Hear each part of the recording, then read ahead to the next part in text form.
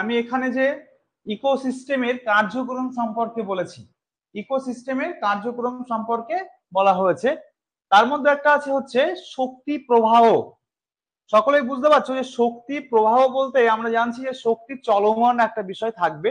কারণ যখন আমরা বলি নদীর প্রবাহ, স্রোতের প্রবাহ, তখন কি সেটা চলমান থাকে। এই যে আজকে আমরা প্রথমত দেখতে চলেছি।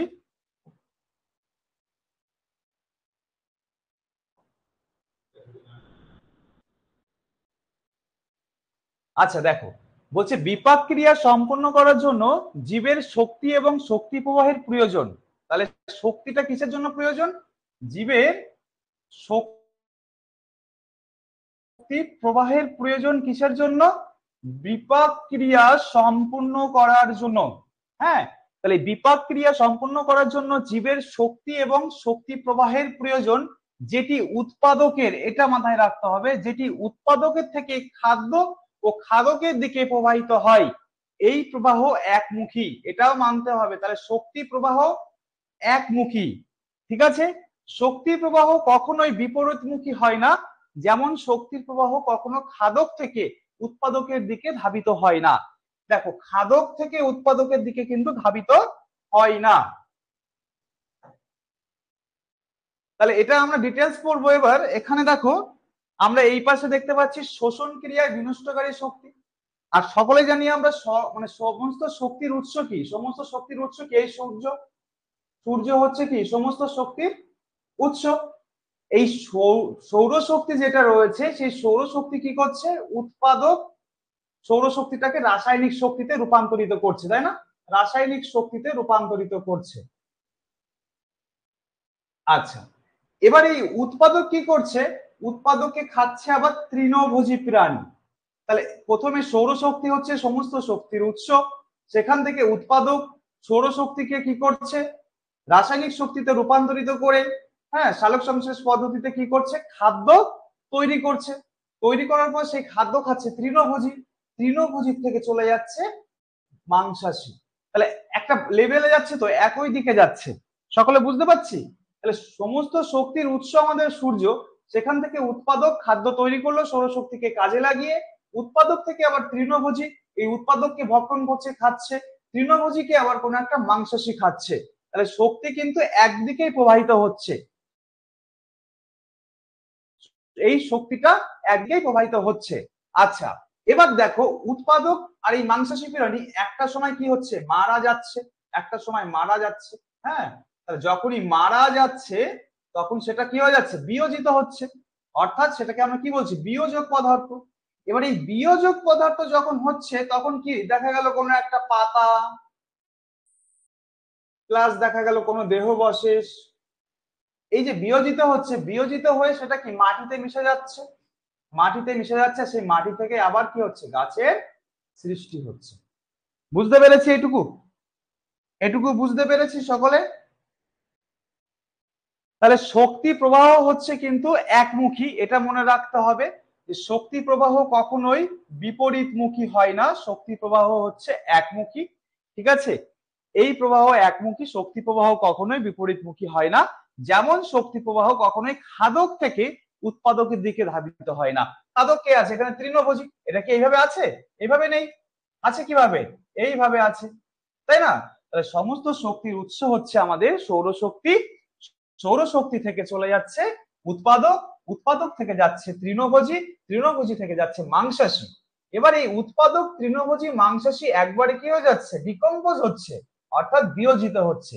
বিয়োজিত হবার পর সেটা মাটিতে মিশে যাচ্ছে, মাটির পুষ্টিমৌল বাড়াচ্ছে, আবার সেখান থেকে সেই শক্তি হিসাবে আবার গাছ, হ্যাঁ, কৈশিক প্রক্রিয়ায় মাটি থেকে তার সমস্ত মৌলগুলো গ্রহণ করছে, আবার সৌরশক্তিকে কাজে লাগিয়ে সে আবার খাদ্য তৈরি করছে। এইভাবে শক্তি কিন্তু একমুখী। সকলের ডাউট আছে কোনো? ক্লিয়ার? সকলে বুঝতে পেরেছো? শক্তি প্রবাহটা বুঝতে পেরেছো?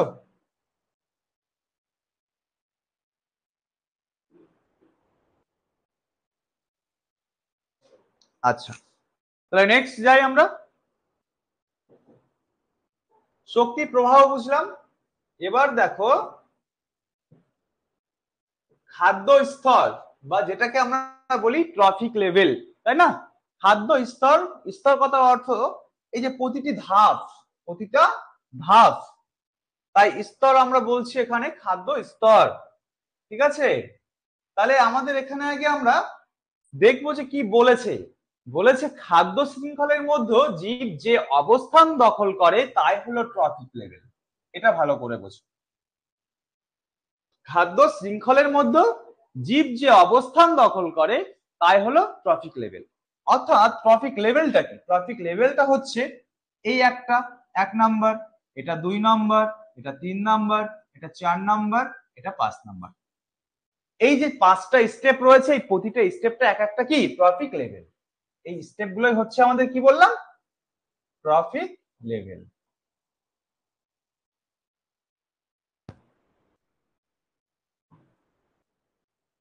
বুঝতে পেরেছি? এটাই হচ্ছে ট্রফিক লেভেল। এবার দেখো বলেছে সাধারণত একটি খাদ্য শৃঙ্খলের মধ্যে 5টি ট্রফিক লেভেল থাকে। আমরা একটু আগে দেখালাম এখানে প্রথম স্তর এই যে প্রডিউসার উৎপাদক, তারপরে কি প্রাইমারি কনজিউমার প্রথম শ্রেণীর খাদক, তারপরে কি সেকেন্ডারি কনজিউমার দ্বিতীয় শ্রেণীর খাদক, তারপরে টার্টারি কনজিউমার তৃতীয় শ্রেণীর খাদক, আর একদম শেষে যেটা রয়েছে সর্বোচ্চ খাদক বা প্রগৌণ খাদক। সর্বোচ্চ খাদক, এই যে 5টা স্তর।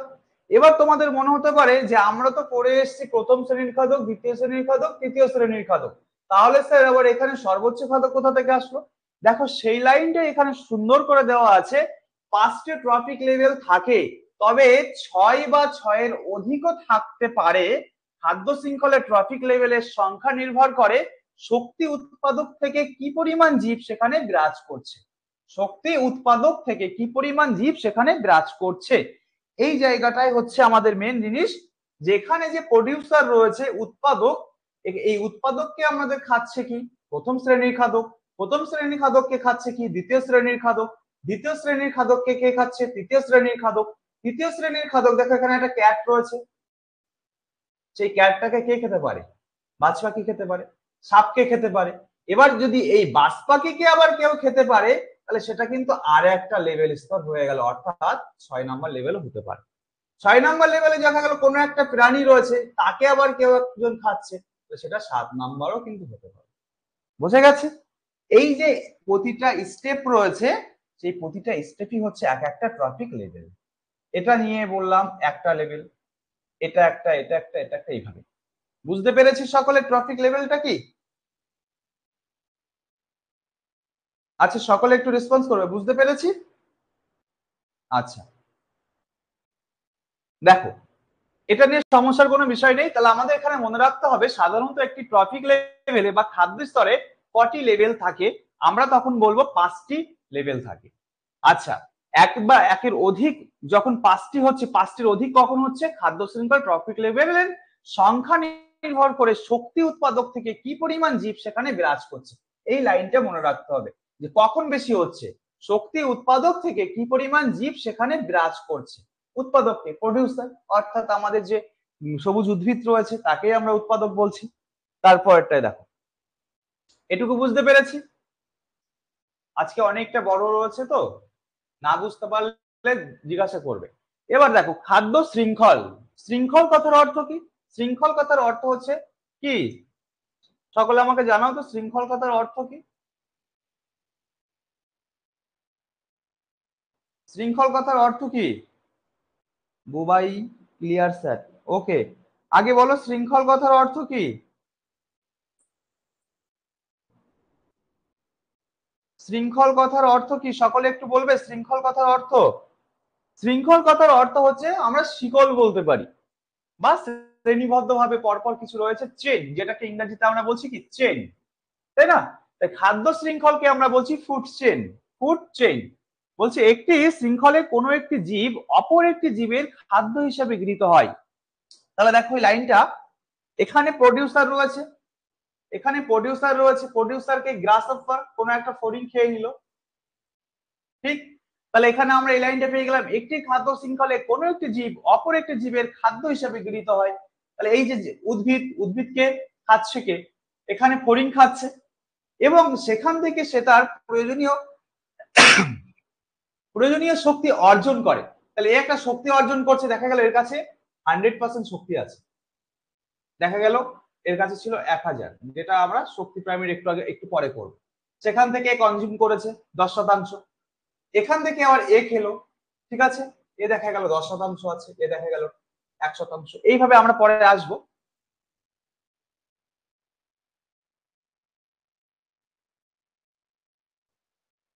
তাহলে দেখো এই প্রডিউসারকে খাচ্ছে, তাহলে এখানে একটি খাদ্য শৃঙ্খলে কোনো একটি জীব অপর একটি জীবের খাদ্য হিসেবে গৃহীত হয় এবং সেখান থেকে সে তার প্রয়োজনীয় শক্তি অর্জন করে। এইভাবে রৈখিক শৃঙ্খল গঠিত হয়, শুরু হয় উৎপাদক থেকে এবং শেষ হয় সর্বোচ্চ খাদকে। শুরু হয়েছে কোথা থেকে? উৎপাদক থেকে। শেষ হয়েছে কোথায়? একদম সর্বোচ্চ খাদকে গিয়ে। সর্বোচ্চ খাদকে গিয়ে শেষ হয়েছে। এই রৈখিক শৃঙ্খলকেই খাদ্য শৃঙ্খল বলা হয়। তাহলে আমরা খাদ্য শৃঙ্খলকে এইভাবে বলতে পারি যে কোনো একটি স্তর থেকে অপর একটি স্তরের যে প্রাণী রয়েছে তারা যে খাদ্যটা খাচ্ছে, খেয়ে জীবন ধারণ করছে এবং একে অপরের উপর যে নির্ভরশীল রয়েছে, প্রডিউসারকে খাচ্ছে কোনো একটা উৎপাদক, সরি, কোনো একটা তৃণভোজী প্রাণী, তৃণভোজী প্রাণীকে খাচ্ছে ব্যাঙ, মাংসাশী, ব্যাঙকে খাচ্ছে সাপ, সাপকে খাচ্ছে ঈগল। তাহলে এই যে একটা চেন ওয়াইজ চলে গেছে না, এটা চেন ওয়াইজ চলে গেছে, এটাকেই আমরা খাদ্য শৃঙ্খল বলছি। বুঝতে পেরেছি সকলে?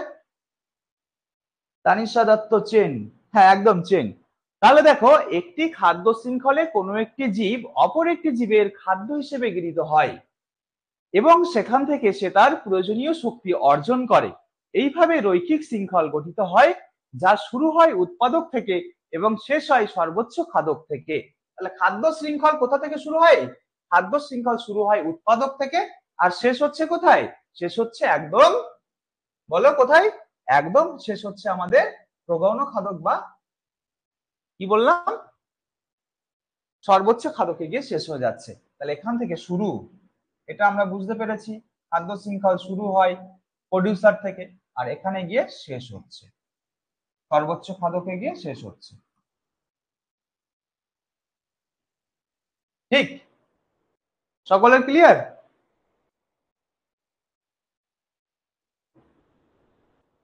আচ্ছা, পরেরটাই যাই। দেখ, এবার এই যে খাদ্য শৃঙ্খল আমরা যেটা পড়লাম, এই খাদ্য শৃঙ্খলকে কিন্তু আবার দুটি ভাগে ভাগ করা যাচ্ছে। বলছে একটি খাদ্য শৃঙ্খলকে দুটি ভাগে ভাগ করা যায়।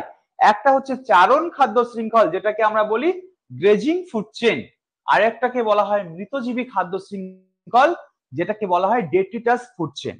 তাহলে একটা হচ্ছে চারণ খাদ্য শৃঙ্খল, আর একটা কি বললাম, আর একটা হচ্ছে ডেট্রিটাস ফুড চেইন। চারণ খাদ্য শৃঙ্খলটাকে আমরা বলতে পারি যেটা, সেটা হচ্ছে,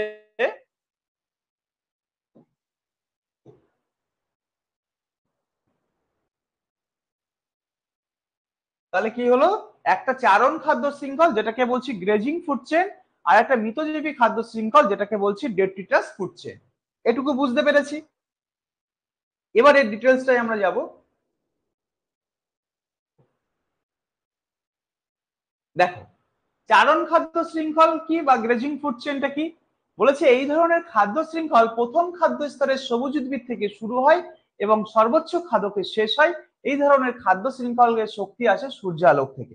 ভালো করে দেখো, এখানে একটা প্ল্যান্ট রয়েছে, প্ল্যান্টের পরে একটা ওখানে ইনসেক্ট পোকা রয়েছে। দেখো, এই যে উদ্ভিদ, উদ্ভিদ কোথা থেকে শক্তি পাচ্ছে? সূর্য থেকে, সূর্য থেকে, ঠিক, সূর্য থেকে শক্তি পাচ্ছে। এবার এই উদ্ভিদটাকে আমরা সকলে জানি কি বলা হয়? প্রডিউসার, উৎপাদক। এবার এই উৎপাদক থেকে এই ফড়িং খাচ্ছে, ফড়িংকে ইঁদুর খাচ্ছে, ইঁদুরকে একদম সর্বস্থায় দেখা গেল একটা প্যাঁচা খেয়ে নিল, যেখানে দেওয়া আছে the food chain of an owl, একটা প্যাঁচার যে খাদ্য শৃঙ্খল, সেই খাদ্য শৃঙ্খল। তাহলে এই ধরনের খাদ্য শৃঙ্খলে প্রথম খাদ্য স্তরে সবুজ উদ্ভিদ থেকে শুরু হয়। এই যে সবুজ উদ্ভিদ আমরা পেয়েছি, আচ্ছা, এবং সর্বোচ্চ খাদকে গিয়ে শেষ হবে, একদম সর্বোচ্চ খাদকে গিয়ে শেষ হয়েছে। ঠিক, এটা সর্বোচ্চ খাদক, এটা সর্বোচ্চ খাদক। আচ্ছা, এই ধরনের খাদ্য শৃঙ্খলের শক্তি আসে সূর্যালোক থেকে। এই যে সূর্য, সকল শক্তির উৎস হচ্ছে সূর্য, সকল শক্তির উৎস হচ্ছে সূর্য।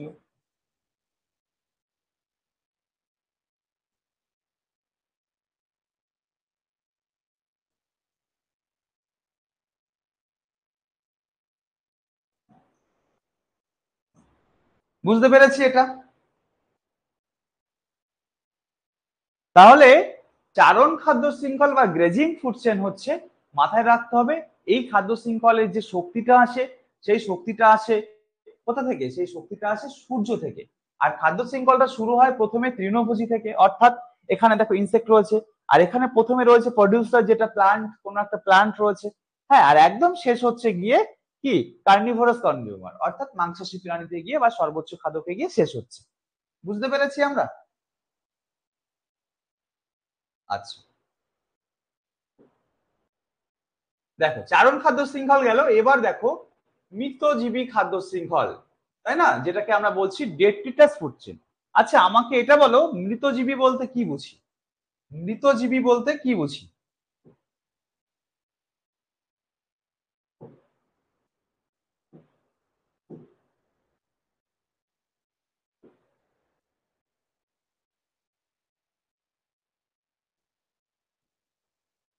বলো, মৃতজীবী বলতে কি বুঝি? স্যার, চারণ খাদ্য শৃঙ্খলটা একবার বলবেন? আচ্ছা, তার মানে ওটা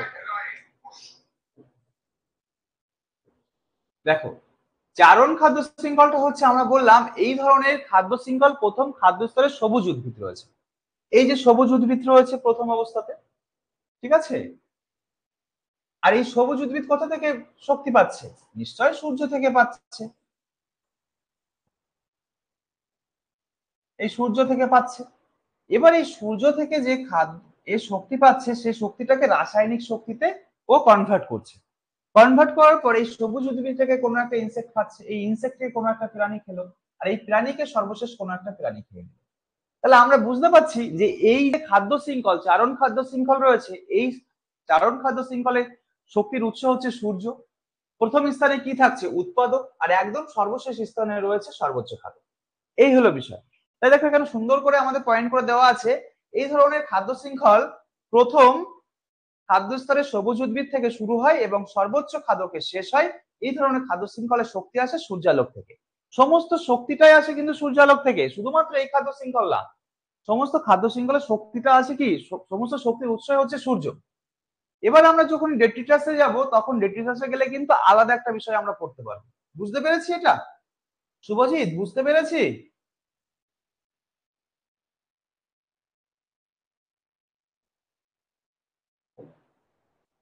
দেখো, তারপরে যেটা রয়েছে, পরে হচ্ছে মৃতজীবী খাদ্য শৃঙ্খল। 13 জন আছো, আমাকে বলো মৃতজীবী বলতে আমরা কাদেরকে বুঝি? যে কোনো একজন। আচ্ছা, যে কোনো একজন আমাকে বলো যে মৃতজীবী বলতে কি বুঝি? ছবিটা কিন্তু খুব সুন্দরভাবে বোঝা যাচ্ছে, সকলে বলতে পারবে। আচ্ছা, যারা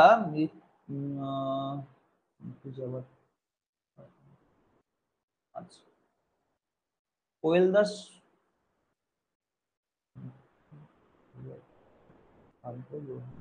আচ্ছা, হ্যাঁ, কোয়েল দাস বলতে চাইছো, যেটা বুঝতে পেরেছি। আর কেউ?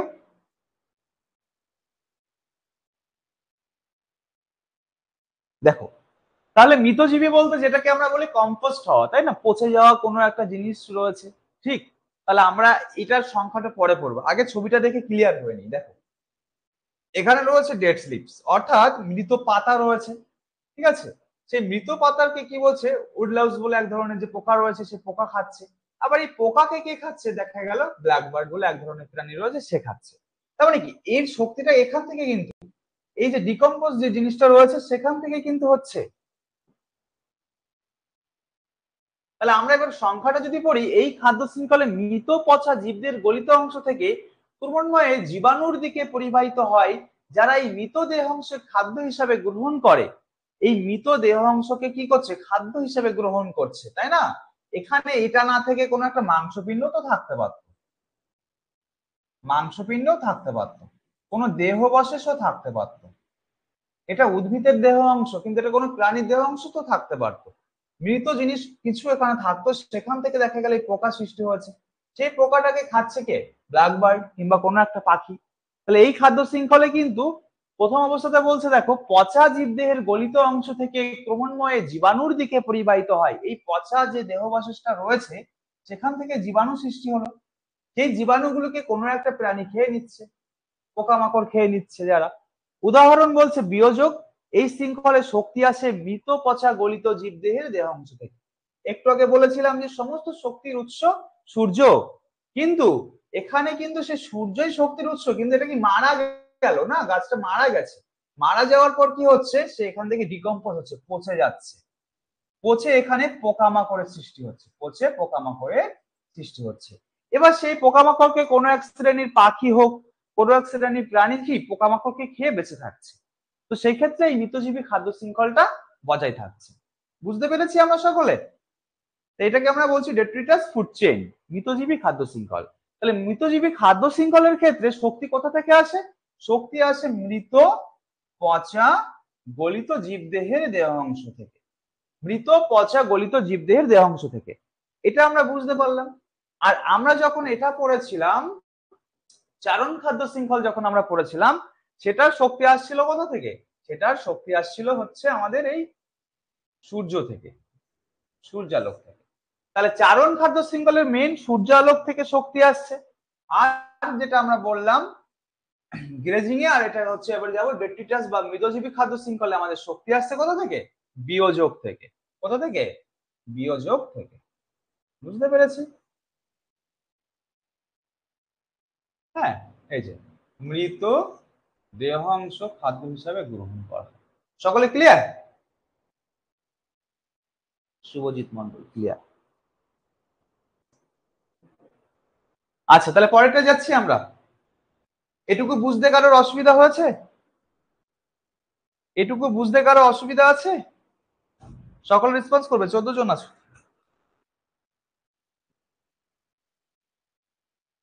আচ্ছা, সকলে বুঝতে পেরেছো? আচ্ছা, ডলি ঢালি, সচিন পাল, কোয়েল দাস, পুষ্পিতা গোস্বামী, মনু, আচ্ছা শুভজিৎ। আচ্ছা ঠিক আছে, তাহলে নেক্সট যাই। দেখো পরেরটা, দেখো খাদ্য জালক। খাদ্য জালকের কথা যখনই আমরা আসছি, আমরা বুঝতে পারছি যে খাদ্য জালক বললেই একটা জালের বিষয় থেকে যাচ্ছে, তাই না? এখানে দেখো বলছে একটি বাস্তুতন্ত্রে পারস্পরিক সম্পর্কযুক্ত অনেকগুলি খাদ্য শৃঙ্খলের সমন্বয়ে গঠিত।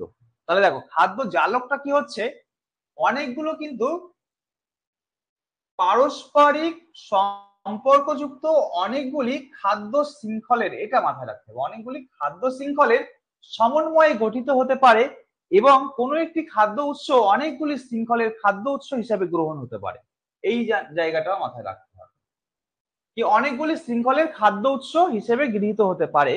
খাদ্য এবং শক্তি কতগুলি সম্ভাব্য পথে জীবদের মধ্যে প্রবাহিত হতে পারে সে সম্বন্ধে খাদ্যজালক আমাদের ধারণা দেয়। সুতরাং আমরা বলতে পারি খাদ্যজালক হলো বিভিন্ন খাদ্য শৃঙ্খলের মধ্যে পারস্পরিক আন্তঃসম্পর্ক।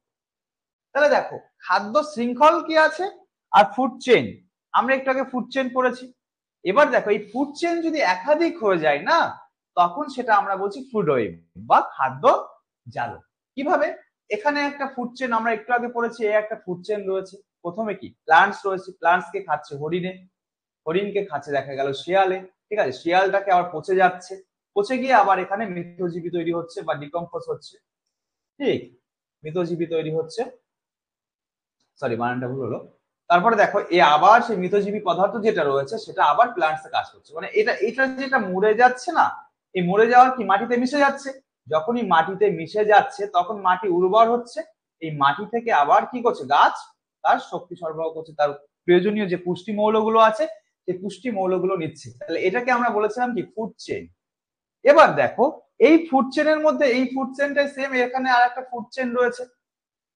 প্রথমে প্লান্টস রয়েছে, প্লান্টস কে খাচ্ছে কোনো একটা হরিণ, হরিণ কে খাচ্ছে কোনো একটা বার্ড, বার্ড কে খাচ্ছে ফক্স। হ্যাঁ, এবার দেখো এই এইখানে যে সিস্টেমটা রয়েছে, এই যে ফক্স রয়েছে, ফক্স কি শুধুমাত্র বার্ড কে খাচ্ছে? এখানে দেখো কোনো একটা এখানে যে এটা কাঠবিড়ালিটা রয়েছে, সেই কাঠবিড়ালিটাকেও কিন্তু খাচ্ছে, দেখো খাচ্ছে কাঠবিড়ালিটাকে। আবার এই পাখিটাকে কি ঈগল খাচ্ছে, ঠিক আছে। আবার এই গাছ যে প্লান্টস রয়েছে, প্লান্টস এর ফলমূল খাচ্ছে দেখা গেল এই পাখিটা। আবার এই যে গ্রাসহপার যেটা রয়েছে, গ্রাসহপারটাকে আবার এই দেখা গেল এটা তোমার যে প্রাণীটা রয়েছে সেই প্রাণীটা যেটাকে আমরা কাঠবিড়ালি বলতে পারি, স্কোয়াইল, ঠিক আছে, এ খাচ্ছে। তার মানে কি এর মধ্যে একটা তো ফুড চেইন রয়েই গেছে, ফুড চেইন রয়েছে, প্লাস দেখো ফুড চেইনের মধ্য দিয়ে একই প্রাণী দেখা গেল দুজন খাচ্ছে। এই জায়গাটা ভালো করে আমাদের মাথায় রাখতে হবে। এই ছবিটা দেখলে আমরা বুঝতে পারবো। বলেছি একটি বাস্তুতন্ত্র পারস্পরিক সম্পর্কযুক্ত অনেকগুলি খাদ্য শৃঙ্খলের, অনেকগুলি খাদ্য শৃঙ্খল, এখানে কিন্তু খাদ্য শৃঙ্খল দেখো একটা নেই, কিন্তু এখানে 2+ খাদ্য শৃঙ্খল আছে, 2+ খাদ্য শৃঙ্খল রয়েছে, সমন্বয়ে গঠিত হতে পারে এবং কোনো একটি খাদ্য উৎস অনেকগুলি শৃঙ্খলের খাদ্য উৎস হিসাবে গৃহীত হতে পারে। অনেকগুলি, এখানে দেখো একটা খাদ্য উৎস যেটা রয়েছে, এই যে আমরা বললাম এই বার্ড, এই বার্ডটাকে এদিকে শিয়ালও খাচ্ছে, আবার এদিকে কে খাচ্ছে, ঈগলও খাচ্ছে। তার মানে কি দুটো এই যে খাদ্যটা, এই খাদ্যটা দুজন গ্রহণ করছে। আরো অনেক এগুলো, এটা ঈগল রয়েছে, এখানে বাজ পাখি থাকতে পারে, ঠিক আছে, বাজ পাখি থাকতে পারে, তারাও খেতে পারে পাখিটাকে, বোঝা গেছে। তা হচ্ছে একটি খাদ্য উৎস অনেকগুলি খাদ্য শৃঙ্খলের খাদ্য উৎস হিসেবে গৃহীত হতে পারে। খাদ্য এবং শক্তি কতগুলি সম্ভাব্য পথে জীবদের মধ্যে প্রবাহিত হতে পারে সে সম্বন্ধে খাদ্যজালক আমাদের ধারণা দেয়। তাহলে এই যে চেনটা রয়েছে ফুড চেনটা, এর মধ্যে ফুড চেনটা একাধিক ভাবে রয়ে গেছে। এখানে যে একটা ফুড চেন ছিল 1+ ছিল, 1 ছিল, এখানে কি হয়ে যাচ্ছে সেটা 2+, এটা 2 এর বেশি হতে পারে। বুঝতে পেরেছি সকলে? সকলে বুঝতে পেরেছি? রেসপন্স করো।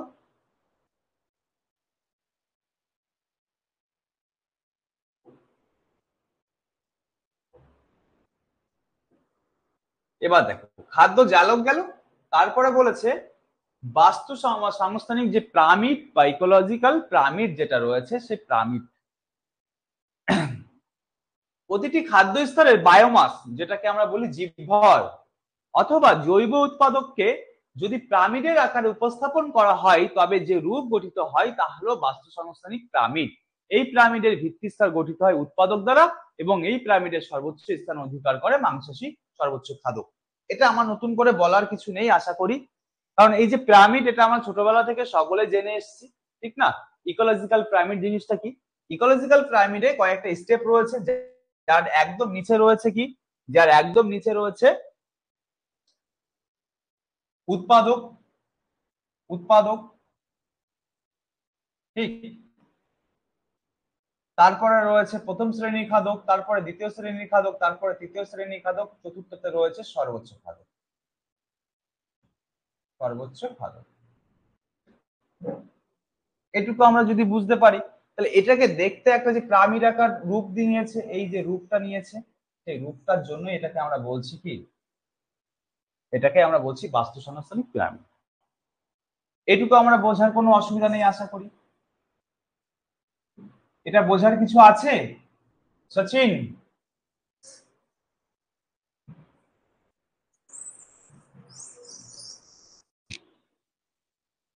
তানিশা দত্ত সবাই বুঝেছো? পুষ্পিতা বোঝা গেছে? এটাই এটাই বোঝার কিছু আছে? বুঝতে অসুবিধা হচ্ছে কিছু? বলেছে প্রতিটি খাদ্য স্তরে বায়োমাস বা জীবভর অথবা জৈব উৎপাদনকে যদি পিরামিডের আকারে উপস্থাপন করা হয় তবে যে রূপ গঠিত হয় তাই হলো বাস্তু সংস্থানিক পিরামিড। এই পিরামিডের ভিত্তি স্তর গঠিত হয় উৎপাদক দ্বারা। তাহলে আমাদের কোশ্চেন আসতে পারে ইকোলজিক্যাল পিরামিডের যে ভিত, সেই ভিতটা কি দ্বারা গঠিত হয়? তখনই আমরা আমাদেরকে বলতে হবে সেটা গঠিত হয় কি, উৎপাদক দ্বারা, ঠিক। এবং সর্বোচ্চ স্থান অধিকার করে কি মাংসাশী বা সর্বোচ্চ খাদক, সর্বোচ্চ স্তরটা করে কি মাংসাশী বা সর্বোচ্চ খাদক, যেটাকে আমরা এখানে ঈগল দেখতে পাচ্ছি। বুঝতে পেরেছি? আর এই যে এখানে দেখতে পাচ্ছি ঘাস,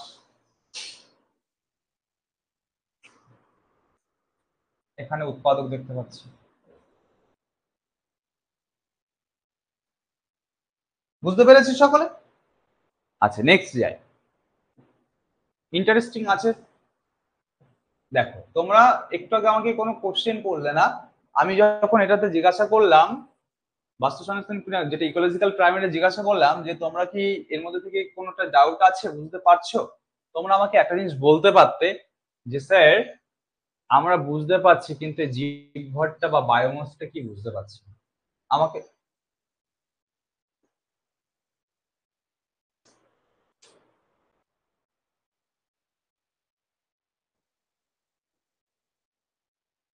ও স্যার এ দেখুন অফ হয়ে গেছিল। হুম,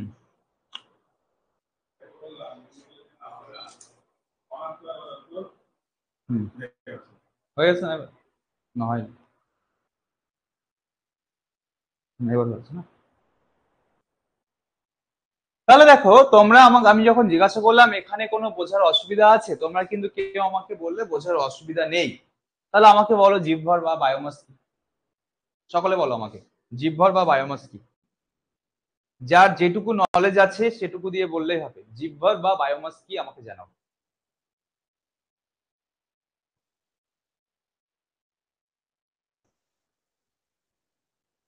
সকলে জানাও আমাকে, ভুল হোক অসুবিধা নেই, ভুল হোক অসুবিধা নেই, আমাকে জানাও জীবভর বা বায়োমাস কি আমাকে জানাও। অর্চনা জানাও, শুভজিৎ, পুষ্পিতা, বুবাই, কেউ একজন তো বলো জীবভর বা বায়োমাস কি?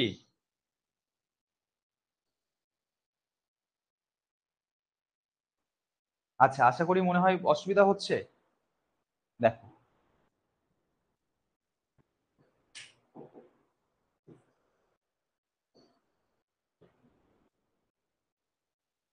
জীবভর হলো জীব দেহের মধ্যে উপস্থিত জৈবিক পদার্থের পরিমাণ। একটা জীব, একটা জীব, সেই জীবের মধ্যে কি পরিমাণ জৈবিক পদার্থ আছে সেই জৈবিক পদার্থটাই হচ্ছে জীবভর। তা বলেছে জীবদেহের মধ্যে উপস্থিত জৈবিক পদার্থের পরিমাণ, প্রতিটি খাদ্য স্তরে উৎপাদক থেকে খাদকের সংখ্যা, জীবভর শক্তি ক্রমান্বয়ে প্রবেশ কমতে থাকে। প্রামিডগুলির সংখ্যা জীবভর এবং শক্তি অনুযায়ী গঠিত হতে পারে। দেখো কিভাবে, এখানে আমরা একটা ছবি দেখতে পাচ্ছি 1000 কিগিরা রয়েছে, তারপরে দেখো এখানে রয়েছে কত 1000, ঠিক, তারপরে রয়েছে কত 100, তারপরে রয়েছে কত 10, তারপরে রয়েছে 1। কিভাবে আসলো দেখো, এই যে 1000 রয়েছে না, এই 1000-এর যদি আমরা 10% করি তাহলে 1000 গুণ 10 বাই কত 100, ঠিক। এই 100-র এই দুটো শূন্য, এর দুটো শূন্য কেটে দিলাম, 10 গুণ 10 থাকলো পরে, 10 গুণ 10 থাকলো পরে, কত হলো 10 10-এ 100। তার মানে কি এই 10% করলাম, তাই না? তাহলে এই 1000-এর 10% হয়েই তো এখানে 100 এসছে। এই 100 10% করবো, দেখো 100 যদি আমরা 10% করি, 100 10% করছি, 10%-এর জন্য নিচে কত 100, এই দুই শূন্য, এই 100 100 কেটে দিলাম, থাকলো পরে কত 10, তাহলে এখানে 10 এসছে। 10-এর যদি আবার 10% করি তাহলে কত হয় 1, এটা কি হয়ে যাবে 1। তার মানে কি উৎপাদক স্তরে যে পরিমাণ শক্তি রয়েছে বা যে পরিমাণ জৈবিক পদার্থ রয়েছে, সেই জৈবিক পদার্থের প্রতিটা স্তরে কি হচ্ছে 10% করে অ্যাবজর্ব হচ্ছে, বাদ বাকিটা তাপ হিসাবে বেরিয়ে যাচ্ছে, তাপ হিসাবে বেরিয়ে যাচ্ছে। আমরা যখন এটা 10% লতে আসবো, 10% লতে আসবো, তখন কিন্তু এই জিনিসটা আমার কাজে লাগাবে, আমি কিন্তু ধরবো তখন যে 10% লটা কি, তখন কিন্তু আমি জিজ্ঞাসা করবো। দেখো এখানে বলেছে যে বায়োমাস হলো জীবদেহের মধ্যে উপস্থিত জৈবিক পদার্থের পরিমাণ, এটা মাথায় রাখতে হবে, জৈবিক পদার্থের পরিমাণ। প্রতিটি খাদ্য স্তরে উৎপাদক থেকে খাদকের সংখ্যা, উৎপাদক থেকে খাদকের সংখ্যা, জীবভর শক্তি ক্রমান্বয়ে প্রায়শ কমতে থাকে। তোমরা বলো তো সব থেকে বেশি কি থাকবে এই উৎপাদক লেভেলে, সব থেকে বেশি তো গাছপালা, এটাই বেশি থাকবে, তাই না? এটাই বেশি থাকবে, সব থেকে বেশি সংখ্যক এখানে থাকবে। এই গাছপালার থেকে বেশি কম থাকবে কোথায়? প্রথম শ্রেণীর এখানে কীট পতঙ্গ, প্রথম শ্রেণীর খাদক, যেটা যারা তৃণভোজী হিসাবে আমরা যাদেরকে চিনি, এটাকে কি আমরা তৃণভোজী হিসাবে চিনি? তা তৃণভোজীটা তার গাছপালার থেকে কম থাকবে, তৃণভোজী। তৃণভোজীকে খাচ্ছে কোনো একটা মাংসাশী, সেটা আরো কম থাকবে। লাস্টে গিয়ে দেখা একটা বাজ পাখি, বাজ পাখির সংখ্যা কতগুলো আছে বলতো? বাজ পাখির সংখ্যা কি এই উদ্ভিদের থেকে বেশি? এই উদ্ভিদের থেকে কি বেশি? এই উৎপাদকের থেকে কি বেশি বলো? উদ্ভিদ থেকে কি বেশি বাজ পাখির সংখ্যা? না। আচ্ছা তাহলে আমাকে বলো ওই উৎপাদকের থেকে যে পরিমাণ গাছপালা রয়েছে তার থেকে কি তোমার হচ্ছে ফড়িংয়ের সংখ্যা বেশি? ফড়িংয়ের সংখ্যা কি বেশি? যদি ফড়িংয়ের সংখ্যা বেশি হতো তাহলে তো গাছপালাকে ফড়িং সব খেয়েই নিত, তাহলে গাছপালা বলে কিছু থাকতো না। তাহলে সব থেকে বেশি হচ্ছে উৎপাদক, তারপরে তাকে যে খাচ্ছে সেই শ্রেণীটা বেশি, তারপর তাকে যেটা খাচ্ছে সেটা, তারপরে একদম লাস্টে দেখো প্রগম্য শ্রেণীর খাদক বা বাজ পাখি। বাজ পাখিকে আর কে খাবে? বাজ পাখিকে উৎপাদক থেকে খাদকের সংখ্যা, জীবভর, শক্তি ক্রমান্বয়ে প্রায় কমতে থাকে। তাহলে কমতে থাকছে তো, প্রথমে উৎপাদক এক গাদা গাছপালা বন জঙ্গল রয়েছে, ঠিক, এর মধ্যে ফড়িং এর সংখ্যা রয়েছে, দেখা গেল ঘাসের গাদার সংখ্যা ফড়িং কম, ফড়িং এর থেকে কম হচ্ছে ব্যাং, ব্যাঙের থেকে কম হচ্ছে বাজ পাখি, কিংবা সাপের থেকে কম হচ্ছে বাজ পাখি। এখানে যদি ব্যাং বা সাপ থাকতো, ঠিক, সাপ থাকতো, তাহলে এই সাপের থেকে কি বাজ পাখির সংখ্যা বেশি? অবশ্যই বেশি না। তাহলে মানে কি, এটা কমতে থাকছে, যত উপরের দিকে যাচ্ছে তত কমতে থাকছে। এই যত উপরের দিকে যাচ্ছে তত কি হচ্ছে? কমতে থাকছে, কমতে থাকছে। এটুকু বুঝতে পেরেছি তো আমরা? এটুকু বুঝতে পেরেছি সকলে? সকলে বুঝতে পেরেছি এটুকু? একটু রেসপন্স করবে, হ্যাঁ, আমি চেষ্টা করছি তোমাদের এখানেই মুখস্থ করে দেওয়ার। শুভজিৎ, আচ্ছা, তাহলে দেখো প্রতিটা এখানে স্তরের থেকে আরেকটা স্তরে যখন যাচ্ছে তখন কমতে থাকছে। তাহলে জীবভর হলো দেহে বলছে জীবদেহের মধ্যে উপস্থিত জৈবিক পদার্থের পরিমাণ প্রতিটি খাদ্য স্তরে উৎপাদক থেকে খাদকের সংখ্যা জীবভরের শক্তি ক্রমান্বয়ে প্রায়শ কমতে থাকে। প্রাইমেটগুলির সংখ্যা জীবভর এবং শক্তি অনুযায়ী গঠিত হতে পারে। এটুকু কিন্তু আমরা পড়লাম।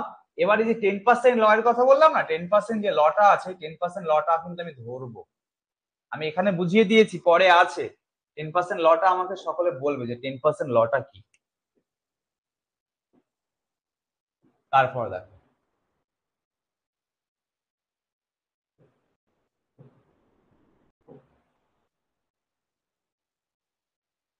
তারপরে দেখো বলেছে বাস্তু সংস্থানিক পিরামিড।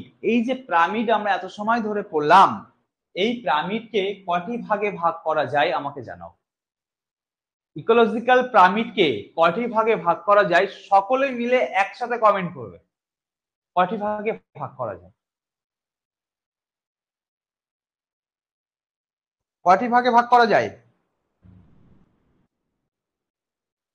3টি ভাগে। শুভজিৎ মন্ডল বলেছে 3টি ভাগে। আর আর সকলে কি লাইভ দেখছো না? সচিন পাল 3টে, পুষ্পিতা 3টে, বুবাই, হ্যাঁ 3টে নাম বলো আমাকে। अर्चना महतो 3টে। 3টে যে ভাগ বললে সে ভাগের নাম বলো, যে 3টে পিরামিড, 3টে পিরামিডের নাম কি? अन्वेषा चक्रवर्ती 3টে। আর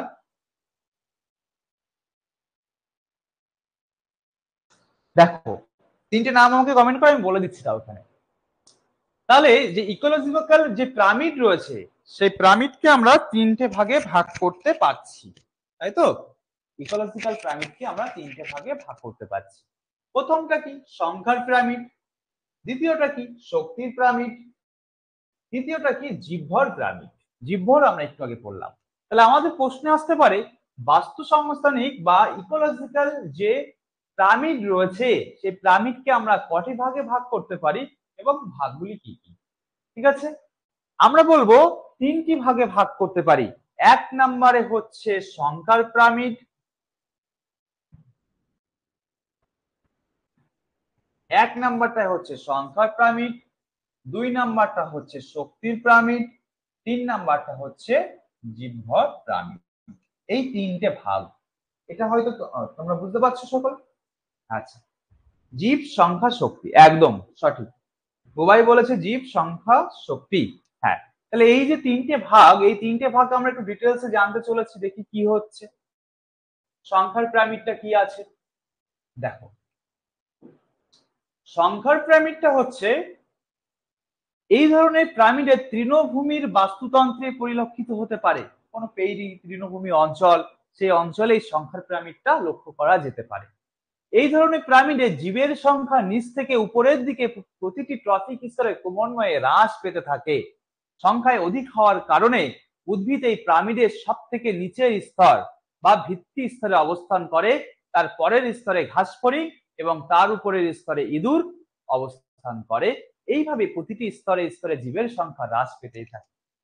তাহলে দেখো আমরা একটু আগে কি পড়েছিলাম, একটু আগে পড়েছিলাম কি জীবভর। তাহলে এই যে জীবভরটা একটু আগে আমরা পড়লাম, এই জীবভরের সাথে দেখো এটা রিলেটেড না, এটা রিলেটেড তো, সংখ্যার পিরামিডটা অনেকটা রিলেটেড তো। সকলে বলো, জীবভরের সাথে সংখ্যার পিরামিডটা রিলেটেড তো, একই রকম। তার মানে কি আমাদের কনসেপ্ট যদি আমরা বুঝতে পারি তাহলে কিন্তু আমাদের সমস্ত থিওরিটা মাথার মধ্যে ঢুকবে। আর একে আরেকটার সাথে মানে একটি আরেকটির সাথে রিলেটেড, এটাই হচ্ছে বলতে পারো জিওগ্রাফি, এটা বলতে পারো পরিবেশ, ঠিক আছে, এটা বলতে পারো সায়েন্সের টপিক, একটার সাথে আরেকটার একটা মিল থাকে। তা বলছে এই ধরনের পিরামিডে তৃণভূমির বাস্তুতন্ত্রে লক্ষ্য করা যায়। তাহলে আমাদের প্রশ্নে আসতে পারে সংখ্যার পিরামিড কোন ধরনের বাস্তুতন্ত্রে লক্ষ্য করা যায়। আমরা এক কথায় বলে দেবো কি, তৃণভূমির বাস্তুতন্ত্রে লক্ষ্য করা যায়। ঠিক। আচ্ছা, এই ধরনের পিরামিডে জীবের সংখ্যা নিচ থেকে উপরের দিকে প্রতিটি ট্রফিক স্তরে ক্রমান্বয়ে হ্রাস পায়। যত আগের দিকে যাবে মাইনাস, যত আগের দিকে যাবে মাইনাস। বোঝা গেছে? সব থেকে নিচে কোন স্তর, নিচে রয়েছে কি, নিচে রয়েছে সেই একই কথা স্যার বারবার বলে উৎপাদক। যখন আমরা বাস্তুতন্ত্র পড়বো আর উৎপাদককে নেব না তা তো হয় না, সবসময় তাকে নিয়েই আমাদেরকে চলবে। তাহলে দেখো সংখ্যায় অধিক হওয়ার কারণে উদ্ভিদ এই পিরামিডের সব থেকে নিচের স্তর বা ভিত্তি স্তর। তাহলে সংখ্যার পিরামিডে সব থেকে বেশি আমরা কাকে দেখতে পাচ্ছি, অবশ্যই তৃণকে, তৃণ বা উদ্ভিদ। বুঝতে পেরেছি? এরপরে দেখো এই উৎপাদক বা তৃণ বা উদ্ভিদ যেটা রয়েছে তাকে কে কে খেতে পারে, এখানে একটা খরগোশ খেতে পারে, একটা ইঁদুর খেতে পারে, হ্যাঁ, আবার সরি কাঠবিড়ালি খেতে পারে, আবার একটা ইঁদুর খেতে পারে। তাহলে এখানে কি, এখানে প্রচুর পরিমাণে গাছপালা রয়েছে। দেখা গেল এখানে যদি আমি উদাহরণস্বরূপ বলি এখানে 10টি গাছ আছে, উদাহরণস্বরূপ ধরবে না যেটা 10টাই আছে, আমি উদাহরণ বলছি। তাহলে কি এখানে কটা হলো, 3টে হয়ে গেল। ঠিক আছে, এই তিনজনকে আবার খাচ্ছে দু রকম, একটা হচ্ছে সাপ আর একটা দেখা গেল এখানে আছে বেজি, বেজি। তাই সাপ আর বেজি খাচ্ছে এই এই 3 শ্রেণীর প্রজাতিকে। ঠিক আছে, তাহলে এখানে হয়ে গেল দুটো। এবার এই 2 শ্রেণীর যে প্রাণী সাপ বেজিকে কে খাচ্ছে, সাপকে কে খাচ্ছে, দেখা গেল এখানে ঈগল খাচ্ছে। ঠিক, তাহলে এখানে হয়ে গেল একটা। তাহলে ক্রমশ যখন উপরের দিকে যাচ্ছে তখন কিন্তু হ্রাস পাচ্ছে প্রাণীর সংখ্যা, উৎপাদকের তুলনায় খাদকের সংখ্যা ধীরে ধীরে কি হচ্ছে, হ্রাস পাচ্ছে। তাই দেখো এই পিরামিডের সব থেকে নিচের স্তরে ভিত্তি স্তরে অবস্থান করে, কি অবস্থান করে বললাম আমরা, তৃণ বা উদ্ভিদ বা উৎপাদক। তারপরের স্তরে ঘাসফড়িং এবং তার উপরের স্তরে ইঁদুর অবস্থান করে। এইভাবে প্রতিটি স্তরে স্তরে জীবের সংখ্যা হ্রাস পেতেই থাকে। এটুকু আমরা বুঝতে পেরেছি যে এই পিরামিডের ক্ষেত্রে যত উপরে যাচ্ছে অনেকটা জীব ভরের মতন। বুঝতে পেরেছি সকলে? আচ্ছা,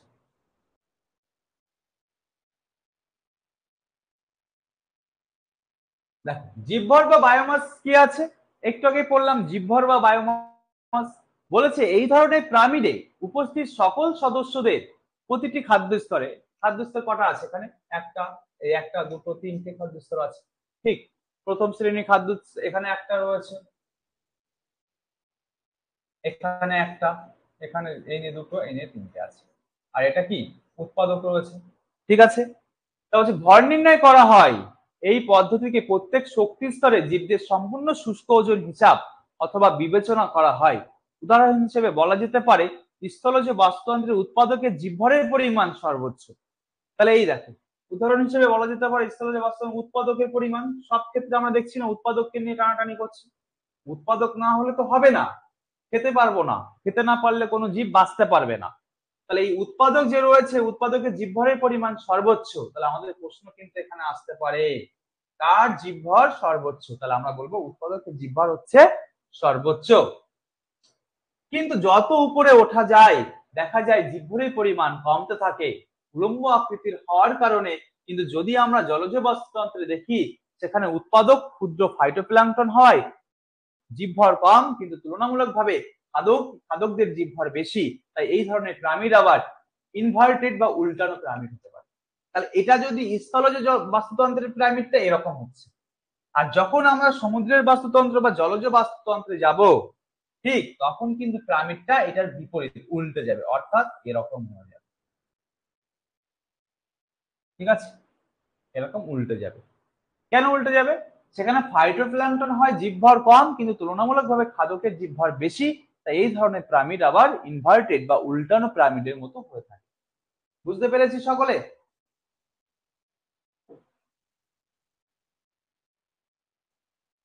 আচ্ছা, নেক্সট যাই। যদি ক্লাস করতে অসুবিধা হয়, যে লং টাইম হয়ে যাচ্ছে স্যার, নেক্সট দিন এর থেকে করান, আমি নেক্সট দিনই করাবো, অসুবিধা নেই, কিন্তু যতটুকু থাকবে ধৈর্য নিয়ে বুঝতে হবে, ঠিক আছে? না বুঝলে কিন্তু হবে না। আবারও বলে দিচ্ছি যে তোমরা নিতে পারছো না যে স্যার অনেকটা লং হয়ে যাচ্ছে ক্লাসটা, একটু ধীরে ধীরে বোঝান, তাহলে ধীরে ধীরে করানো হবে। ক্লাস কি কন্টিনিউ করব? দেখো, একটু আগে আমরা পড়েছিলাম পিরামিডকে ভাগ করলাম, এবার এর মধ্যে যে আমার শক্তির পিরামিড যেটা রয়েছে, শক্তি রয়েছে, তাই না, এনার্জি, পিরামিড অফ এনার্জি, যেটাকে আমরা বলি শক্তির পিরামিড। বলছে জীবভর এবং জৈব উৎপাদন দেখানোর ক্ষেত্রে এই ধরনের পিরামিড সবচেয়ে উপযুক্ত। তাহলে জীবভর বা জৈব উপাদান দেখানোর ক্ষেত্রে কোন পিরামিড সব থেকে উপযুক্ত? এটা হচ্ছে শক্তির পিরামিড সব থেকে উপযুক্ত। বলেছে সবচেয়ে উপযুক্ত এই পিরামিড তাপ গতিবিদ্যার সূত্র মেনে চলে। তাহলে তাপ গতিবিদ্যার সূত্র কোন পিরামিড মেনে চলে? শক্তির পিরামিড বা পিরামিড অফ এনার্জি। কিভাবে? এই পিরামিডে লক্ষ্য করা যায় সৌরশক্তি আলোক শক্তি রাসায়নিক শক্তিতে এবং তাপ শক্তিতে রূপান্তরিত হয়। একদম, সৌরশক্তি কিসে হচ্ছে? রাসায়নিক শক্তি এবং তাপ শক্তিতে রূপান্তরিত হচ্ছে। এই ধরনের পিরামিড সর্বদাই ঊর্ধ্বমুখী এবং এই পিরামিডের ভিত্তিস্তর বৃহৎ। ভিত্তিস্তর তো বৃহৎ হবেই, কারণ উৎপাদক তো রয়েছে না, উৎপাদক তো সব থেকে বেশি। বেশি তো কি উৎপাদকই, উৎপাদক বেশি। উৎপাদক যদি বেশি না হয়ে খাদক বেশি হতো, তাহলে তো একটা সময় গিয়ে উৎপাদক সব শেষ হয়ে যেত। হ্যাঁ, খাদক যারা আছে তারা প্রচুর পরিমাণে উৎপাদক, উৎপাদন যদি বেশি না হয় তাহলে খাদ্য হিসেবে গ্রহণ করবে কি করে? তাই উৎপাদক সর্বদা সব পিরামিডে দেখতে পাচ্ছি আমরা বেশি। দেখো, তাহলে এখানে আমরা একটু আগে পড়েছিলাম যে এই শক্তির, এই যে শক্তির পিরামিড, এই শক্তির পিরামিডের উৎস কি? এই শক্তির পিরামিডের উৎস হচ্ছে সূর্য। সূর্য থেকে উৎপাদক, উৎপাদক থেকে প্রথম শ্রেণীর খাদক, প্রথম শ্রেণীর খাদক থেকে দ্বিতীয় শ্রেণীর খাদক, দ্বিতীয় শ্রেণীর খাদক থেকে তৃতীয় শ্রেণীর খাদক, তারপরে গিয়ে চলে আসছে সর্বোচ্চ খাদক। এবার আমাকে বলো 10% ল যেটা রয়েছে বা 10%-এর যে সূত্রটা রয়েছে সেই সূত্রটা কি, এবং 10% লটা কে আবিষ্কার করে? বলো আমাকে, 10% লটা কে আবিষ্কার করে?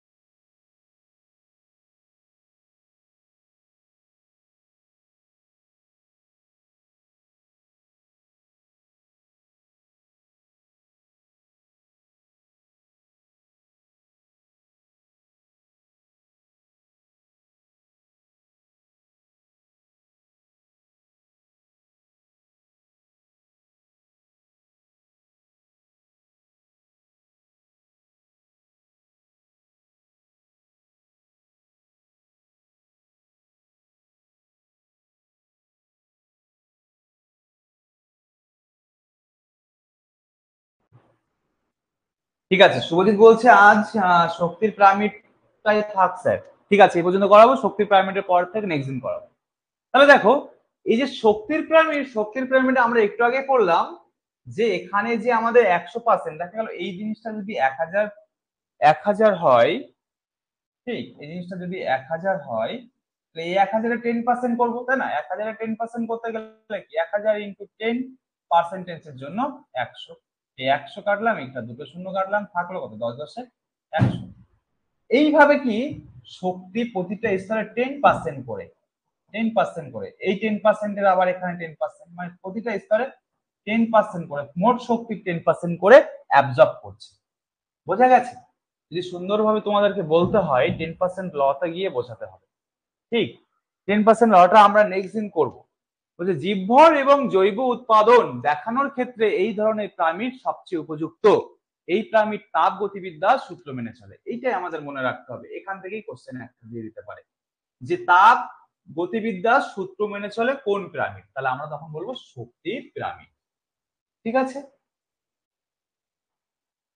সকলে ঠিক আছে, বুঝতে পেরেছো? শুভজিৎ, বুবাই, ডলি,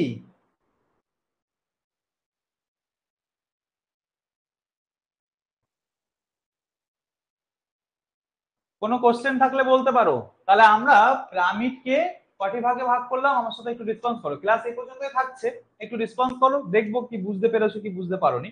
তাহলে আমরা পিরামিডকে, ইকোলজিক্যাল যে পিরামিড রয়েছে সেই পিরামিডকে কটি ভাগে ভাগ করলাম, সবাই কমেন্টে একটু জানাও, সকলে কমেন্টে একটু জানাও কটি ভাগে ভাগ করলাম। তানিশা দত্ত 3টি ভাগে, শুভজিৎ 3টি ভাগে। আচ্ছা, 3টি ভাগ কি কি আছে তানিশা? अर्चना 3টে, আচ্ছা, বুবাই 3টে, কোয়েল 3টে, ঠিক আছে। আচ্ছা, 3টে ভাগ কি কি আছে? 3টে ভাগ কি কি আছে?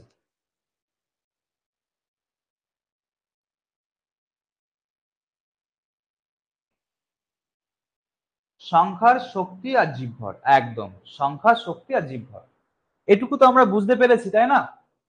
এবার যদি তোমাদের কোনো, যেটুকু পড়ালাম এটা লং ক্লাস ছিল, আমি চেষ্টা করেছিলাম কার্যক্রমটা একদিনে শেষ করে দেওয়ার, কিন্তু আশা করি তোমাদের হয়তো অসুবিধা হচ্ছে।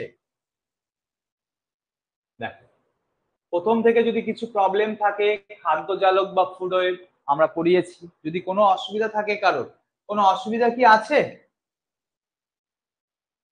জীব, হ্যাঁ বুবাই ঠিক আছে।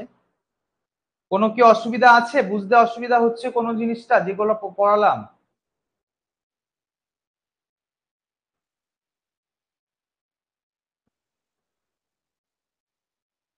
যেটুকু পড়িয়েছি কোনো অসুবিধা হচ্ছে না? না, আচ্ছা, তাহলে এই পর্যন্ত থাক আজকে। আমি কিন্তু নেক্সট দিন যেদিন ক্লাস নেব তখন আমি এই কোশ্চেন গুলো কিন্তু রিপিটেড করব। হ্যাঁ, ধরবো তোমাদের কাছে, দেখবো কতটুকু বাড়িতে পড়ছো। শুধু কি লাইভ ক্লাস করছো, মানে শুধু কি স্যার পড়িয়ে যাচ্ছে পড়ছি, হ্যাঁ অন্য ক্লাসগুলো অ্যাটেন্ড করছি, কিন্তু বাড়িতে সেই জিনিসটা নিয়ে ঘাটছি না, চেষ্টা করছি না বোঝার। হ্যাঁ, আমি চাইছি তোমাদেরকে এমন ভাবে বোঝাতে যাতে এখান থেকে তোমরা বুঝে যাও, কিন্তু বাড়িতে একটু নাড়াচাড়া না করলে তো হবে না। আচ্ছা, তো সকলে আশা করি বুঝতে পেরেছো। কোনো জিনিস যদি অসুবিধা হয় আমরা একবার রানিং করে আর একবার এগিয়ে যাচ্ছি। বলছে খাদ্য জালক কি? খাদ্য জালক হচ্ছে একটি বাস্তুতন্ত্রে পারস্পরিক সম্পর্কযুক্ত অনেকগুলি খাদ্য শৃঙ্খলের সমন্বয়ে গঠিত হতে পারে। এটা মনে রাখতে হবে যে অনেকগুলি খাদ্য শৃঙ্খলের সমন্বয়ে গঠিত হয় একটি খাদ্য জালক। এখানে ফুড চেইনটা বুঝতে পেরেছি, আর এই ফুড চেইন এখানে যখন একাধিক হচ্ছে, এই একটি মাত্র খাদ্যকে যখন একাধিক উৎস, মানে এই একটা উৎস খাদ্যের কিন্তু একাধিক খাদক রয়েছে, একটা খাদক একটা খাদক, ঠিক আছে। আবার এখানে দেখো এই ঘাস ফড়িংকে কে খাচ্ছে, কাঠবিড়ালিও খাচ্ছে, আবার এই ঘাস ফড়িংকে কে খাচ্ছে, দেখা গেল এই বার্ডও খাচ্ছে, ঠিক আছে। এইভাবে বোঝা গেছে। তাহলে এই যে সিস্টেমটা রয়েছে এটা হয়ে যাচ্ছে খাদ্য জালক। একবার আবার রিভিশন করে দিচ্ছি। বাস্তুসংজ্ঞার পিরামিডটা কি? বাস্তুসংজ্ঞার পিরামিডটা হচ্ছে জৈব উৎপাদনে যদি পিরামিডের আকারে উপস্থাপন করা হয়, বায়োমাস বা জীবভার অথবা জৈব উপাদানকে যদি পিরামিডের আকারে উপস্থাপন করা হয় তবে যে রূপ গঠিত হয়, হ্যাঁ এই স্টেপ বাই স্টেপ যে গঠন করছে, হ্যাঁ সেটাকে আমরা বলছি কি বাস্তু সংস্থানিক পিরামিড। আচ্ছা, তারপরে দেখো জীবভরটা পড়লাম। জীবভর কি? জীবভর হলো দেহের মধ্যে উপস্থিত জৈবিক পদার্থের পরিমাণ। প্রতিটি খাদ্যস্তরের উৎপাদক থেকে খাদকের সংখ্যা জীবভর শক্তি ক্রমান্বয়ে প্রায় কমতে থাকে। পিরামিডগুলির সংখ্যা জীবভর এবং শক্তি অনুযায়ী গঠিত হতে পারে, এটা পড়লাম। তারপরে পড়লাম ইকোলজিক্যাল পিরামিড বা বাস্তু সংস্থানিক পিরামিডকে কটি ভাগে ভাগ করা হয়? 3টি ভাগে ভাগ করা হয়। একটা হচ্ছে সংখ্যার পিরামিড, একটা শক্তির পিরামিড, একটা জীবভর পিরামিড, যেটা তোমরা রেসপন্স করলে। তারপরে দেখো সংখ্যার পিরামিড কি বললাম, এই ধরনের পিরামিড তৃণভূমি বাস্তুতন্ত্রে পরিলক্ষিত হতে পারে। এ ধরনের পিরামিড জীবের সংখ্যা নিচ থেকে উপরের দিকে প্রতিটি প্রাথমিক স্তরে ক্রমান্বয়ে হ্রাস পেতে থাকে। সংখ্যায় অধিক হওয়ার কারণে উদ্ভিদ এই পিরামিডের সব থেকে নিচে রয়েছে, উদ্ভিদ একদম সব থেকে নিচে রয়েছে। ঠিক আছে, এই উদ্ভিদকে খাচ্ছে দেখা গেল আর 3জন প্রাণী, আর 3জনকে খাচ্ছে দেখা গেল আর 2জন প্রাণী, এই 2জনকে খাবে আর 1জন প্রাণী, আর সেই হচ্ছে সর্বোচ্চ স্তরের খাদ্য, তাকে আর কেউ খাবে না। বোঝা গেছে, তাকে আর কেউ খাবে না। ঈগল পাখিকে আর কে খায়? ঈগল পাখিকে আর কেউ খাচ্ছে না। তারপরে চলে যাচ্ছি, দেখো জীবভর বা বায়োমাস পিরামিড। জীবভর বা বায়োমাস পিরামিড একটু আগেই পড়লাম, সেম জিনিস। তারপরে দেখো শক্তির পিরামিড পড়লাম। শক্তির পিরামিড, এখানে দেখো শক্তির পিরামিডটা আরেকবার আমি তোমাদেরকে বুঝিয়ে দিচ্ছি। দেখো শক্তির পিরামিড হচ্ছে, এখানে প্রধান হচ্ছে শক্তির উৎস হচ্ছে আমাদের সূর্য। এই সূর্য, এই সূর্য থেকে শক্তি নিচ্ছে কে? সূর্য থেকে শক্তি নিচ্ছে হচ্ছে উৎপাদক, অর্থাৎ কোন উদ্ভিদ। এই উদ্ভিদে 100% শক্তি রয়েছে, তার 10% করলে 110% কত? 10%। 10, এই 10% হচ্ছে প্রথম শ্রেণীর খাদক খেয়ে নিচ্ছে, নিয়ে এই 10% শক্তি অর্জন করছে। এই 10% যদি আমি আবার 10% করি, দ্বিতীয় শ্রেণীর খাদ্যকের মধ্যে থাকছে হচ্ছে 1%। 1%, ঠিক আছে। এই 1% কে যদি আবার তৃতীয় শ্রেণীর খাদক খাচ্ছে, তাহলে 0.1%। 0.1% কে যদি আবার 10% করছে, তাহলে 0.01%। তার মানে মেন হচ্ছে উৎপাদক। হ্যাঁ, উৎপাদক সৌরশক্তিকে কাজে লাগিয়ে 100% শক্তি নিচ্ছে, নিয়ে উৎপাদক খাদ্য তৈরি করছে, রাসায়নিক শক্তিতে রূপান্তরিত করে সৌরশক্তি। এবার এই জিনিসগুলো হলো হওয়ার পর দেখো এই উৎপাদকও একটা সময় মারা যাচ্ছে, প্রথম শ্রেণীর খাদকও একটা সময় মারা যাচ্ছে, দ্বিতীয় শ্রেণীর খাদকও একটা সময় মারা যাচ্ছে, তৃতীয় শ্রেণীর খাদকও মারা যাচ্ছে, সর্বোচ্চ খাদকও একটা সময় মারা যাচ্ছে। মারা গেল, এটুকু বুঝতে পেরেছি। মারা গিয়ে কি হলো? এরা বিয়োজিত হলো, অর্থাৎ এরা পচে গলে বিয়োজিত হলো। বিয়োজিত হয়ে কি করছে? বিয়োজিত হয়ে মাটিতে বিয়োজিত হচ্ছে, কোন মাটিতেই তো বিয়োজিত হচ্ছে। হলে পরে এই মাটি থেকে আবার কি চারা গাছ জন্ম লাভ করছে, বা বড় যে উদ্ভিদ গুলো রয়েছে সেই উদ্ভিদ কি করছে? এর থেকে আবার পুষ্টি সংগ্রহ করছে। তার মানে শক্তি কিন্তু পুনরায় আবার ফিরে আসে। এবার তোমাদের মনে প্রশ্ন আসতে পারে, স্যার 10% করে যে অ্যাবজর্ব হচ্ছে আর 90%টা কোথায় যাচ্ছে? এই 90%টা তো মাইনাস হয়ে যাচ্ছে, 10%টা থাকছে, তাহলে 90%টা কোথায় যাচ্ছে? এই 90% শক্তিটাই কিন্তু চলে যাচ্ছে তাপ শক্তি হিসাবে, যেটাকে আমরা বলি না ক্যালোরি বার্ন করা, তাপ শক্তি হিসাবে মুক্তি পাচ্ছে। তাপ শক্তি হিসাবে শক্তির মুক্তি হচ্ছে কত? 90% করে। বুঝতে পেরেছি সকলে? এটা আমি চেষ্টা করেছিলাম